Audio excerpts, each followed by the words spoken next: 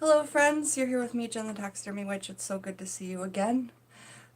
We did a lovely video yesterday. I really enjoyed it. And in that video yesterday we talked about reading chapter 17 of Earth Power by S.Cunningham, which I think I know I've done before, but it's so hard to go back and search all my old videos because there's so many. So I just thought, with the last video with all the sea magic stuff, we would just go ahead and make the following video the reading from chapter 17. So I'm just going to grab one of my necklaces really quick and I'll be right back. It's just over here. I forgot to put it on for the video.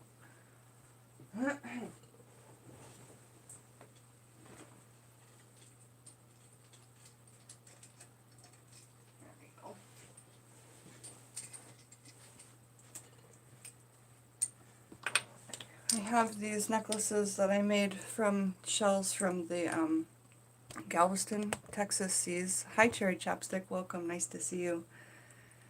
And they're shell matter that has been holed, and there's hold stones and you can actually look through, and that's what I was talking about yesterday. Hey again, Madam Butterfly.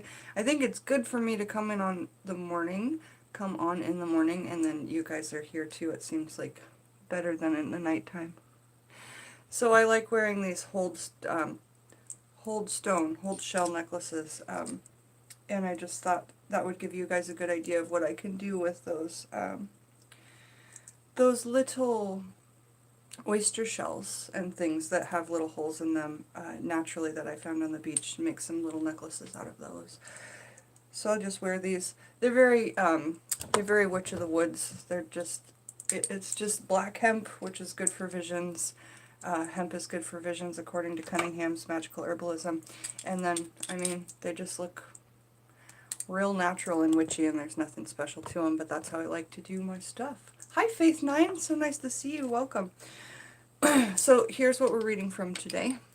Earth Power by S.Cunningham, Techniques of Natural Magic. You guys know how I feel about S.Cunningham. He's my father of witchcraft, and Lady Gravedancer is my mother of witchcraft. So I will tell you the chapters in this book, and then we're going to read chapter 17 on sea magic. You're welcome, Faith. So in this book, we have 17 chapters. Touching the Earth, Magic Spelled Out, Techniques, the Elements in Magic, Earth Magic, Air Magic, Fire Magic, Water Magic, Stone Magic, Tree Magic, Image Magic, one of my favorite chapters, by the way, Knot Magic, Candle Magic, Wax Magic, Mirror Magic, Rain, Fog, and Storm Magic, and then Sea Magic. So we're going to read chapter 17, Sea Magic. It's only a few pages. But as long as it's not more than, oh, we'll be fine. It's not a, alright. So, do any of you guys have this book? It really is one of my favorites besides Cunningham and David Harrington's Magical Household. Yeah. Alright, so Sea Magic.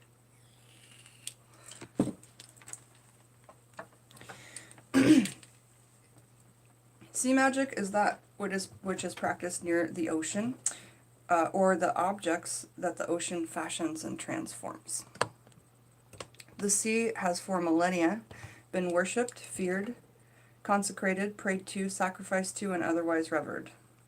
It has been the abode of goddess and gods, mermaids and mermen, undines and serpents, hideous monsters, and fetching sirens who lured sailors to their deaths on treacherous rocks. Beneath its waves lie ancient, fabled lands and civilizations, Atlantis, Lemuria,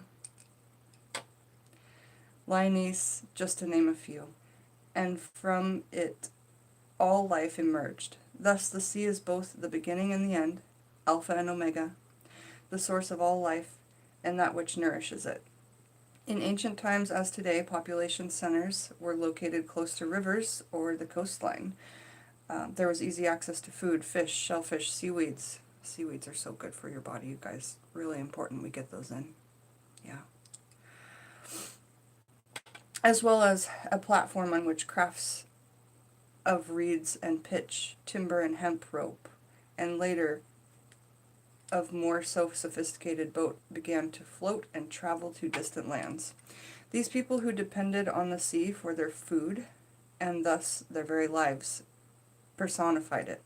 Gods and goddesses arose from its depths and spread their arms lovingly to embrace the simple peoples, or blew up waves that crashed their fragile boats and washed villages away.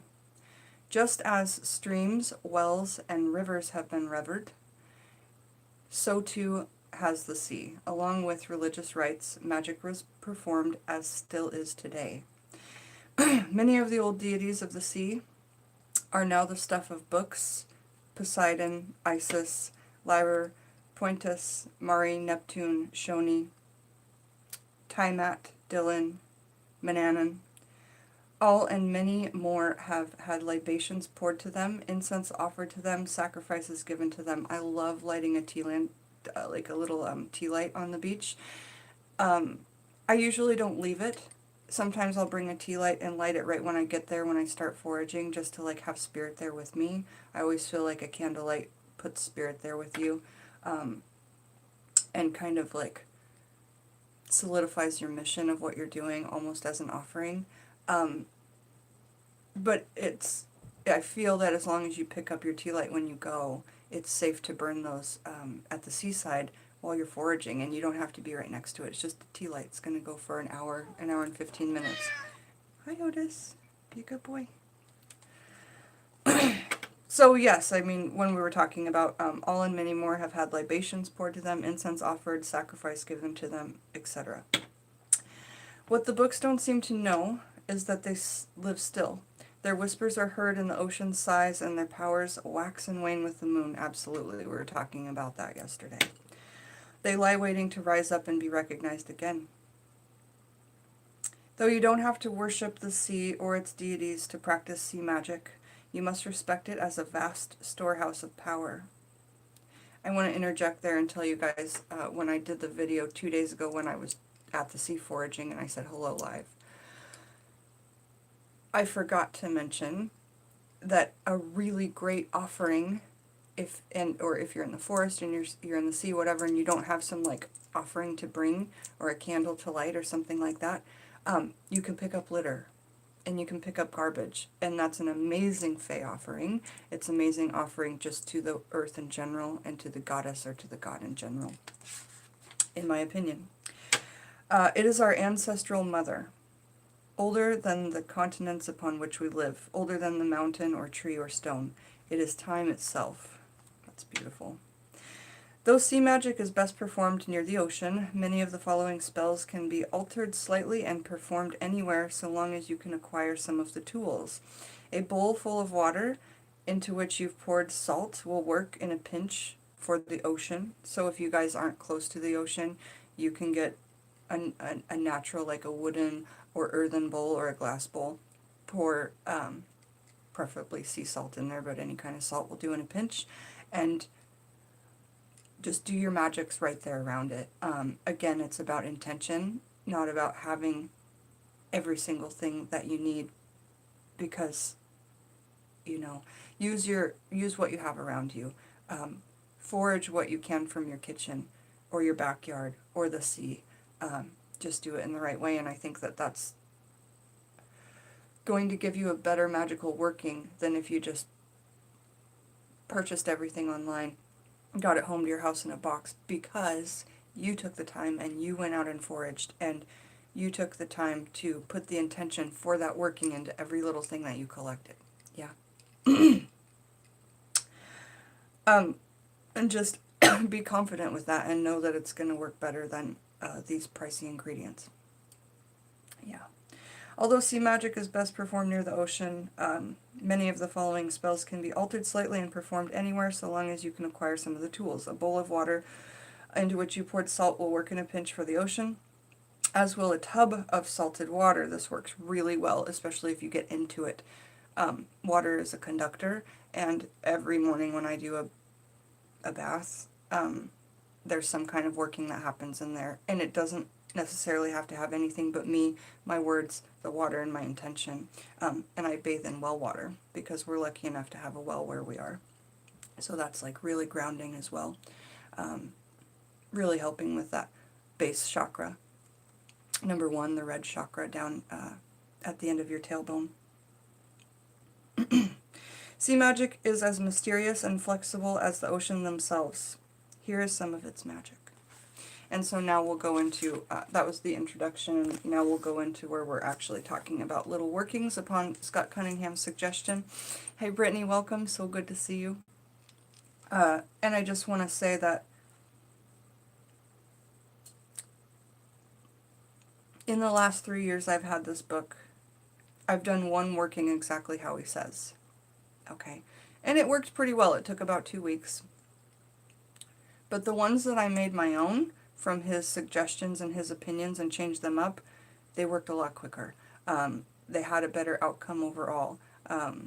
So again, this is why I'm saying take the thoughts from the people that you adore, whether it's Scott Cunningham or Lady Gravedancer or me or anyone, and then change them and make them your own because it's going to make your magic stronger. And I hope that that makes sense, because your signature print is on there and your intuition is put into there, and you're going to just want to really trust your intuition, and you'll do better, in my opinion. So the first working is called the Tides, Tides. Hi, Iridescent Sea, so nice to see you. Welcome to the Sea Chat. So this working is called the Tides. It's on page 147 of Earth Magic. The tides are an essential aspect of sea magic, as the moon is to all magic. They mark the heartbeat of the ocean, the fluxes of power that can be tapped and drawn upon in magic. There are 4 phases of the tides and the moon, which is the tide's ruler. Number 1, flow when the tide is coming in. That is from low to high tide. When the tide is coming in, that is going from low to high tide. Number 2 is high tide. The highest the ocean rises on the beach in a 12-hour period. Number 3 is ebb, E-B-B, when the tide is receding from high to low. And number 4 is low tide, the lowest the ocean falls on the beach in any 12-hour period. Okay? Got it? Low tide is generally not used in magic. It is a good time for meditation and introspection. Okay, so that's when me and Lily go forage. That's when I'll sit on the beach and just look at the water and listen to the sounds and the birds. And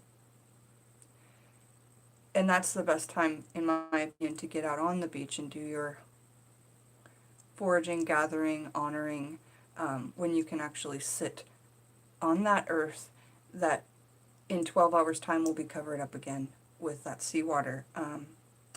And maybe leaving some biodegradable herbs out there so they mix with the sea and become a part of this whole world itself. Low tide is generally not used in magic. It is a good time for meditation and introspection, however, and also for looking into past lives. All positive, productive spells should be performed during the tide's flow. This includes fertility, money, love, healing, and so on.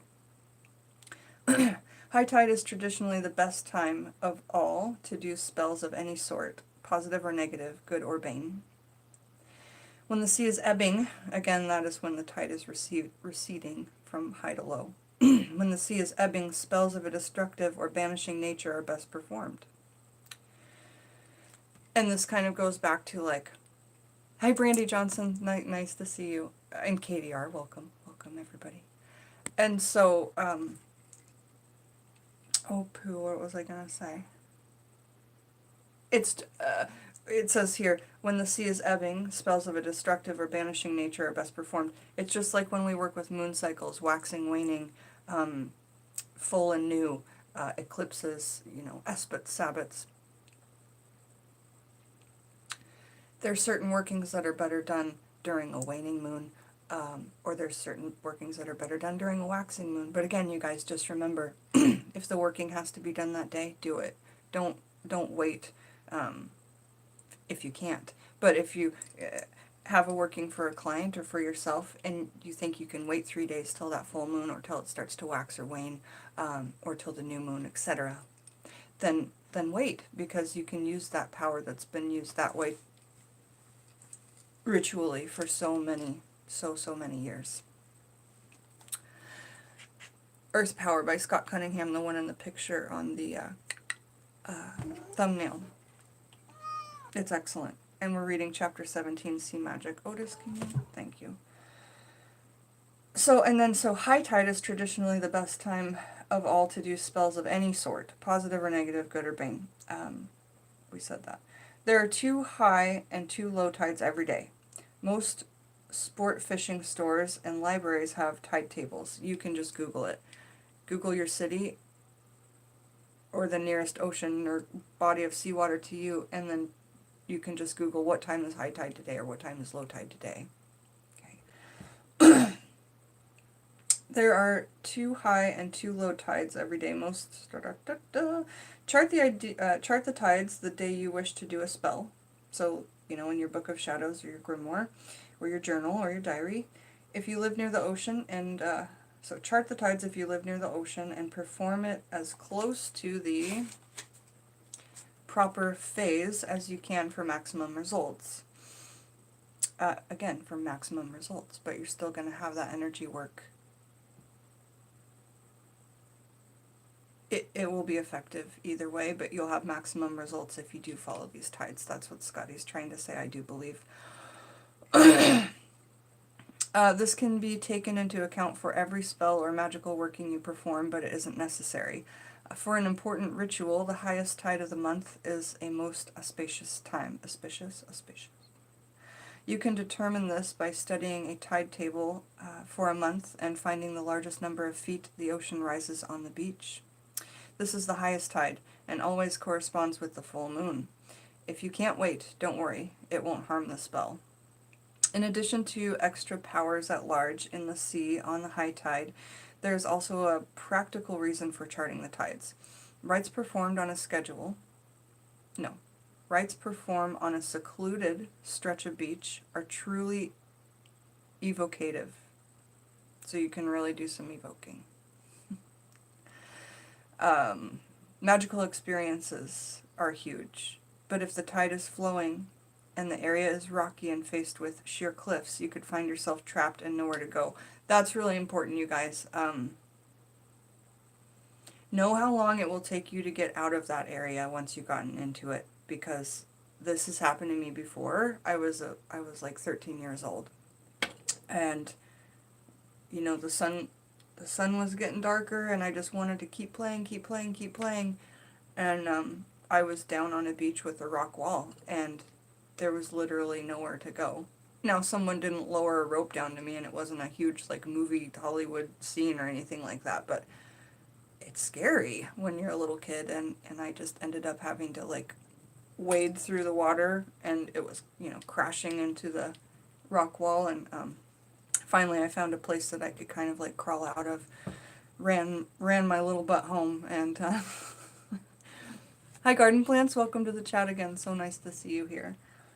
But yeah, really, really know, because it can be quite dangerous. And if you let your children play at the beach, know that too, that, you check the tides for them and give them a watch and say, you get your butt home at this time. This almost happened to me one night, S.Cunningham says. After a magical night on the beach, the tides rose dangerously high and I had to climb over a series of jagged cliffs in near darkness to return to my car. Glancing back, I saw the beach underwater. After that, I always charted the tides. So, we're learning from my experience, from Scotty's experience, and I think that's important. So now we're going to talk about the tools.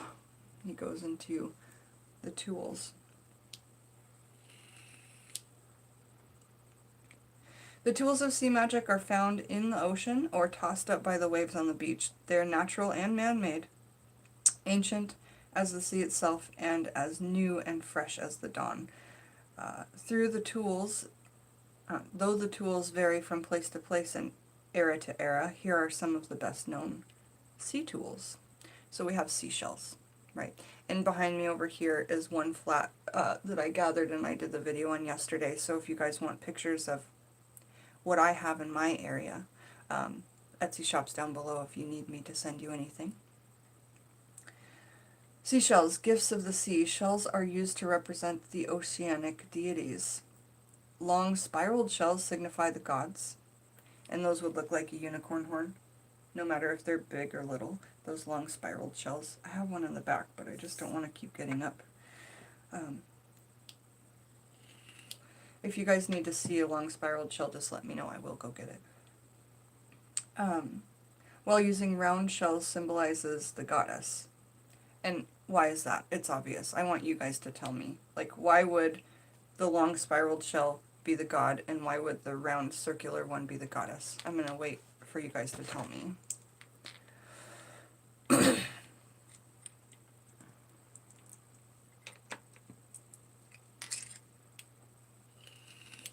Your little brother saved you from a huge tide before? Yes, Faith, because these are phallic, and the round shells represent the womb. But yes, good. I just wanted us to all be on the same page. We know what the reading's going to say. It's in our heart already.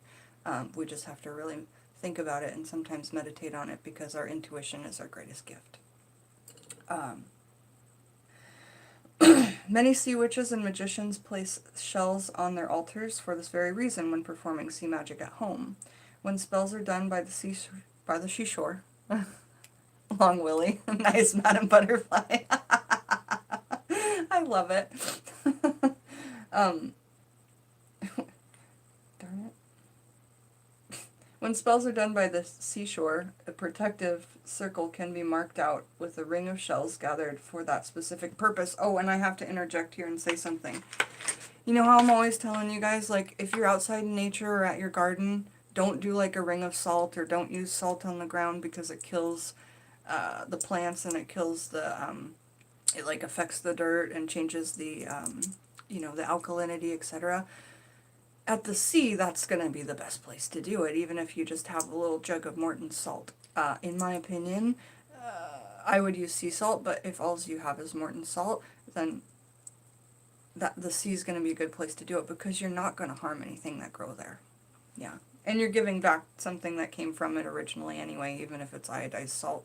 I would, for my magics, I would veer from iodized salt, because it's so processed, yeah. However, salt and the sea, that's where you can use it safely.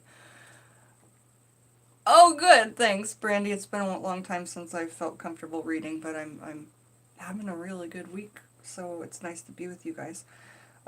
When spells are done by the seashore, we said that. Shells are strung and worn to promote fertility. I'm not trying to promote fertility, but fertility doesn't have to be in the womb. Fertility can be with happiness, it can be with success, you know, abundance.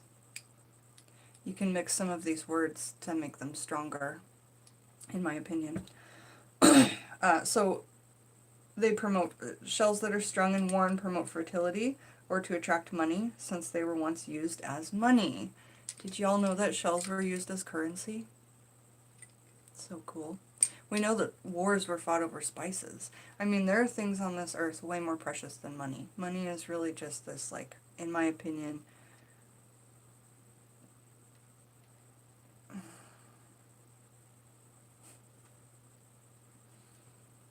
something that puts people in classes, and makes you feel like you belong here, or you belong here, or you belong here, or you belong here. So there's that. Take a large univalve, or a one-piece shell, and hold it close to your ear. You will hear the voice of the sea. Let it speak to you. You may hear messages of the future or the past, or the sound of the sea may still your mind, so psychic messages can be received. That's beautiful. Big conch shells are amazing for that. We have some from when Peggy went to Hawaii in the 80s. 70s, I think.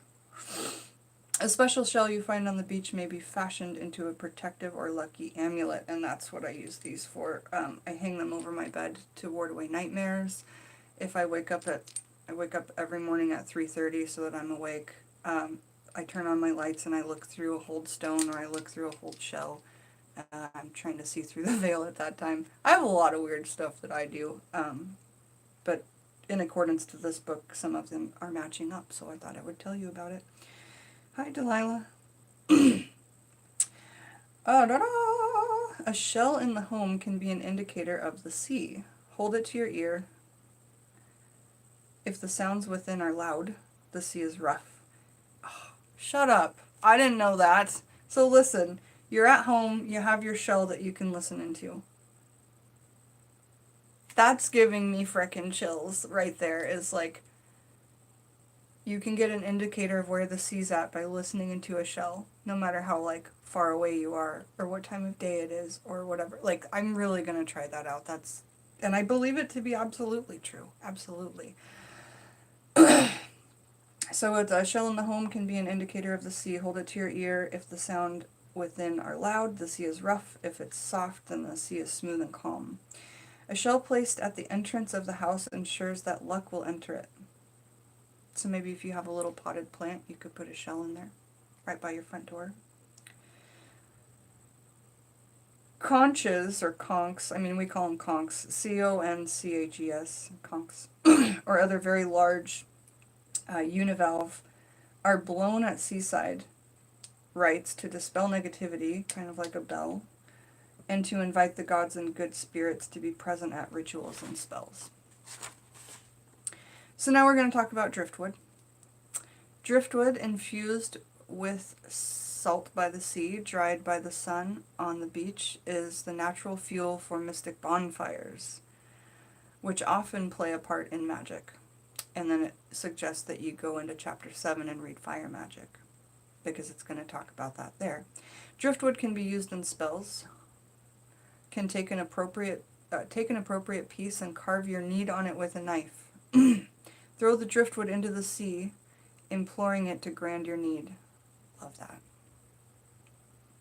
A smaller piece of driftwood can be adorned with protective symbols and worn as an amulet or talisman to attract and repel forces, depending on your desires.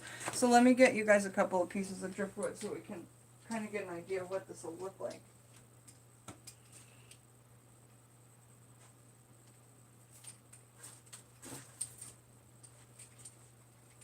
So we went over these in the video yesterday, along with that whole tray back there of things from the sea, and then a few days before another tray of things from the sea. This one's a really cool, unique piece. It almost looks like it was bark, but you can't really tell, and it has a hole in it, which I love.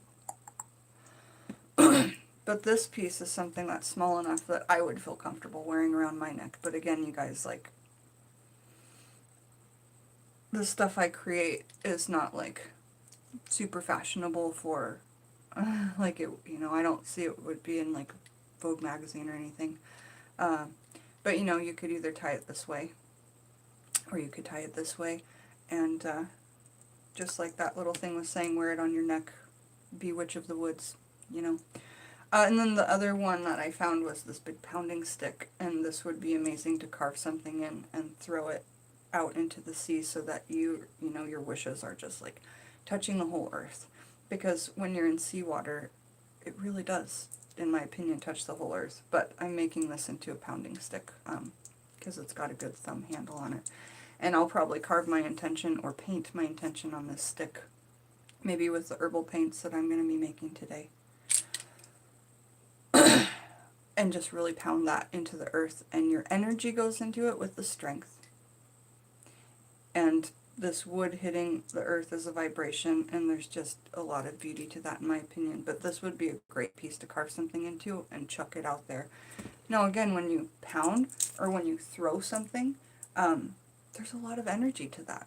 So really be holding that thought, your want, your need, your desire, your working in your head before and after you throw it, or before, you know, before and especially during, so that really gets interjected out there. So yeah, a smaller piece of a driftwood can be adorned with protective symbols and worn as an amulet or talisman to attract or repel forces, depending on your desires. A sort of magic wand can be made from a piece of driftwood. With this wand, circles can be drawn on the sand in which magic. Now, I would use a wand like that, like taking a piece of driftwood and drawing things into the sand. Because you know what?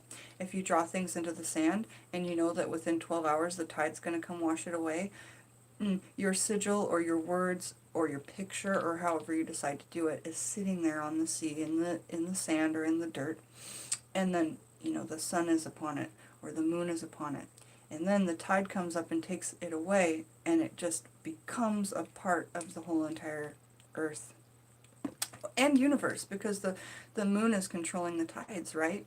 So really you're reaching the cosmos as well, in my opinion. I just tell you guys what I feel, Wishes in the sand, yes. And I'll be hey, hi, Kale Sunflower, nice to see you. Did you ask what book we're reading? It's the one in the picture. Is it a wand, Jen? Oh, I've just, in the last video I picked up a bunch of stuff from the sea, and I haven't done anything with them yet. This is a piece of driftwood with a hole in it, which I love. And this one I was saying we could use as a necklace. And then this one I'm going to make into a pounding stick. Draw things on it and pound those vibrations into the earth. So where are we at now?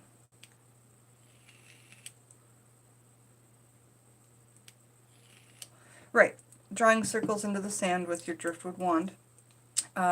Magic can be performed that way. It can also be used to sketch ruins into the sand. Beautiful. There are no rules for the size, shape, or type of wood used. Whatever the sea has to offer is fine. And that's what I'm saying, you guys. You don't need money.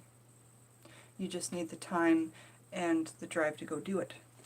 Fishing floats. I think these are those glass balls, the fishing floats. On the beaches of the Pacific Ocean, in the northwestern part of the United States, fishing floats are cast up on the beach. This is also true of coastlines in many parts of the world. Many years ago, all such floats, which are used to hold up fishing nets, were manufactured of glass, usually a blue or green tint. The glass is thick and floats pop when dropped or broken. And on the base of the ball is a slightly raised mass of glass, where the ball is sealed tightly during its manufacture. Unfortunately, most fishing floats used today are plastic. Lame. But you can still go to sea shops. There's a lot in Galveston, anywhere near the water. There's probably some in Seattle. I just never checked them out. You find them in antique stores. I don't think you find them so much in Goodwill, because they know what to look for these days and they know what to send to eBay. But antique shops, you can find these fishing floats. So unfortunately, most fishing floats used today are plastic. If you do find a glass ball on the beach, you are extremely fortunate. If not, buy one in an antique shop or a gift shop. Be sure the ball was actually used in the sea, as it charges or empowers it. That's a big deal too. Make sure it was actually from the sea. And if they don't know, don't get it, Whether or not you find an old or a new ball, take it to the sea at high tide. Dip it thrice, 3 times, into the water and say the following. Orb of blue, or green, glass, here I charge thee, to be a psychic boon to me. When touched with salt, your power is free. This is my will, so mote it be. Now, when you can say it however you like, or you can use Scott Cunningham's words, but remember, when we make things rhyme, it has a different type of vibration in the universe, and somehow it sticks better. I still don't understand how, but if we think about limericks and other mythical creatures, they usually do kind of rhyme. Take the ball home, wrap it in blue-green cloth, and store it in a safe place. The fishing float may now be used as a crystal ball for scrying. What? Amazing. Take it out, anoint its base with a dab of salt water, hold it in the cloth, and scry. I would love to have a fishing float now, because I've been thinking about getting a crystal ball for a while. But I didn't want your everyday common one, I kind of want a black obsidian one, but I want a big one, so we'll see. We'll see if I get one. Okay, now let's talk about hold stones. What I have on my neck are hold shells. shells that the earth and the sea has worn holes into, and these are from when I went to Texas. And I like to wear them on my neck so I can see through the veil. Hold stones. If you find a stone with a hole pierced through it on the seashore, take it, for it's a valuable magical tool. What are these stones called, you guys? I know you know. The hold or holy stone is hung up in the home for protection, worn on a cord around the neck, or for some purposes, or for the same purposes, and used for many other magical purposes. Take a hold stone, find a stick that fits tightly through the hole, and lodge it firmly inside. Throw it into the sea. Nice. Love will come to you. There you go. There's little love working with sea remnants. To see the spirits of the sea, take the hold stone with you to the ocean at night at high tide. Close one eye. Like that. I lost my place. Damn it. Close one eye facing the sea and put the hold stone to the other. Look through the hole and you may see spirits. So that's why these hang next to my bed at night, and when I wake up every morning at 3:30 in the morning because my alarm's set, I turn on my lights and I start looking around. Crazy little girl. For healing, place a hold stone in your bath water, and I do this every single bath. I showed you guys a couple of pictures on Patreon, and I did that video on Instagram where I showed you guys the bath that I took. And I have a big giant hold bath stone, like it's big. I also have one under my bed because they're great for nightmares, warding nightmares.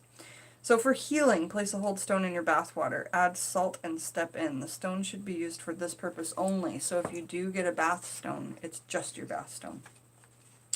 The hold stone is one of the most valuable tools of magic, and it's free, a gift from the sea. They're just hard to find. You really have to look. Since it's a symbol of eternity and the female force of nature. Why is it female? Why is a hold stone female, you guys? Why is that not masculine? Why is it female? You tell me. Since it's a symbol of eternity and the female force of nature, it is not only a good luck piece and an effective magical tool but it is indeed sacred. So now we're going to talk about seaweed, which back there we've over this last week we've gathered like 3 or 4 different types of seaweed from my beaches. Seaweed. While seaweed is an important food source in many parts of the world, here in the West it is rarely used, except in processing and preserving different foods. Really good in soup stocks. And products such as toothpaste and ice cream. There are many magical uses of seaweed, however. Dry a small piece of any type outdoors. When it is fully dry, hang it in the home and it will keep the structure safe from fire. That's amazing. Dried seaweed is also used for kindling on the fires of the beach. Never thought of that, but what a great idea, because salt really dries things out. So this driftwood and seaweed, that sounds amazing. So dried seaweed is used for kindling on beach fires and also is hung outside as a weather indicator. When the seaweed is shriveled up, the weather will be sunny. When it swells and feels damp to the touch, however, chances are wet weather will be expected. That's amazing. A small piece of seaweed placed in a jar of whiskey, tightly capped and set in a sunny window, may attract money to your household. Sounds like I need to get whiskey. The bottle should be shaken every day. That's a super simple spell. That's a super simple working. Just a daily thing. And if you had a window at your money altar, keeping that right there, like above your money altar, great stuff. The following is a collection of sea spells as they are performed today. They can be done by anyone, provided you are close to the sea or even a large lake or river. So the next few pages are the workings, and I'm just going to take a break from reading, and then I'll tell you all the workings we'll be reading when I come back. A cleansing, a fall into a trance, a sea witch's bottle, to send forth power, a sea love spell, the bucket spell, to communicate with one at sea, a sea spell, and a shell spell. So we've got about 3 more pages to read when we come back. My voice is getting tired. I need to hydrate my vocal cords. And I'll come back and see you guys in a little bit. Meanwhile, there's going to be another video coming out after that where we make magical herbal paints. And you guys can see the 5-piece circus collection I've been working on for Thomas Dale. So I'm excited to show you all that. And say bye to Delilah, say bye to Effie, say bye to me. See you guys back soon.